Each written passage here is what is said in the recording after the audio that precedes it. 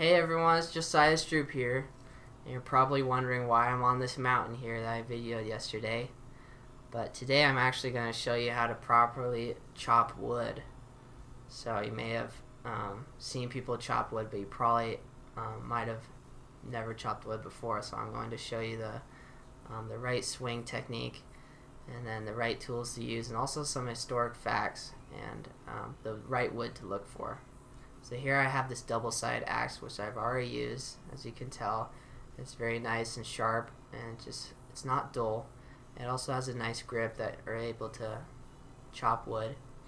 So I'm on this mountain, and first off you're going to try to find the right wood to chop. So as you can see, I've been walking and then I find this small patch of wood. So you go over to that wood, and there's a couple qualities that you're looking for when you're chopping wood and the right material. So this first piece of wood is very corroded, and it's been pretty much demolished by termites, and so it's not good for chopping, and it's easy to break down. It's not good for campfires either. It won't sustain. And so also what you're looking for in wood is that the wood is dry. So this next piece of wood is very wet, and it's not going to be able to hold a flame well, or it's not even going to catch fire, at least in a campfire. So when you're chopping wood, you want wood that is very dry and is very stable and not corroded. So this piece of wood is exactly that. So we're going to try out that piece of wood when we're chopping.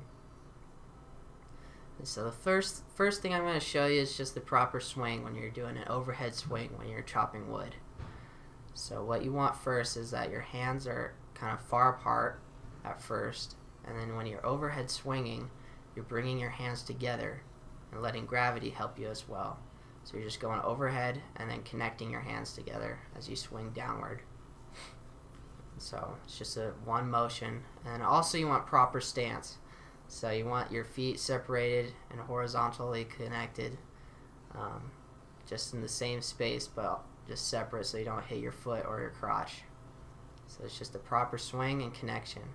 And also you want to be accurate in your swings. So you want to try to hit the same spots. And then also you want to watch out for any knots in your wood. So this one has quite a bit of knots, so we're going to use this just the practice technique. And so you want to aim for the same spot and try to get just a small section. So we'll try that out. And all this wood technique I've learned over an article that I've read about how to split firewood, and by The Art of Manliness that has been written in 2009. It just demonstrates the correct form.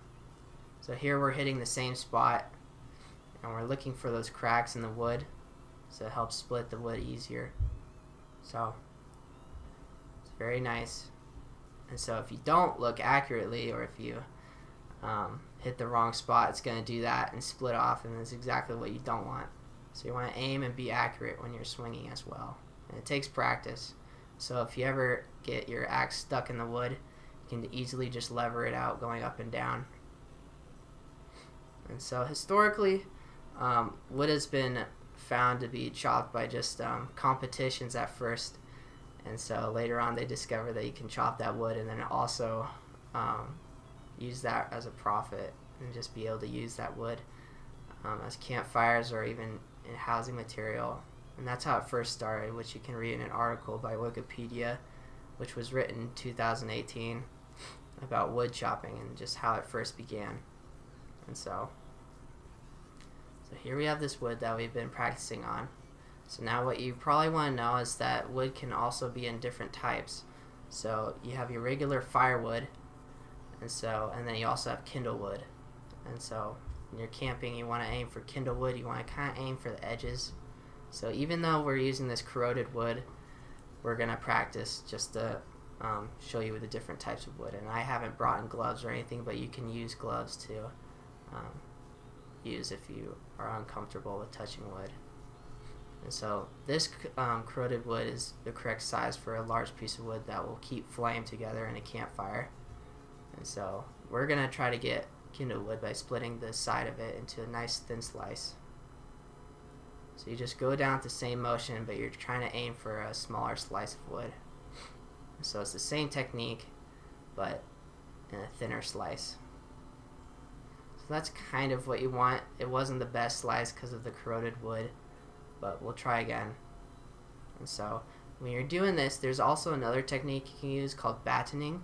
And so you stick a knife in, and then you're just hammering it with the side of your axe, or also just even just like with a mallet. And so you can find that info about battening on a website called The Complete Guide to Battening Wood by Xavier, which was written in 2003, and it just shows the basic technique for that.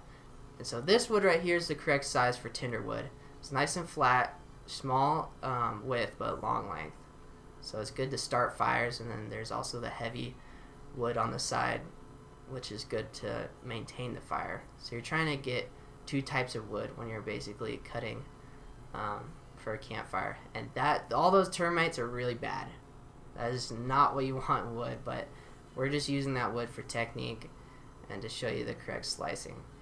So we'll practice again on this piece of wood just to review all the different types of things we've learned today about wood chopping. So you're aiming for the right spot, and then you can tell it's very corroded, and you're looking for dry spaces in the wood, not corrosion, not wetness, but you want it to be dry, and you also want it to be not corroded, and kind of look out for those knots in the wood as well. You don't want wood with too many knots. So just to review, you've learned how to use the proper technique with the hand lengthen and then connection when you're doing an overhead swing. And so you also have the proper stance, and so you're not swinging hitting your foot or your crotch, but you have a proper swing with horizontal foot placement. And then you're also being accurate and trying to hit the same spot at the same time at each swing. So you're getting the right piece of wood, whether it's tinder or it's a heavy piece of wood for slicing. So it's just the same action every time, and it definitely takes practice, but it sure is fun. So I hope you had a good day, and now you know how to chop wood. So thank you.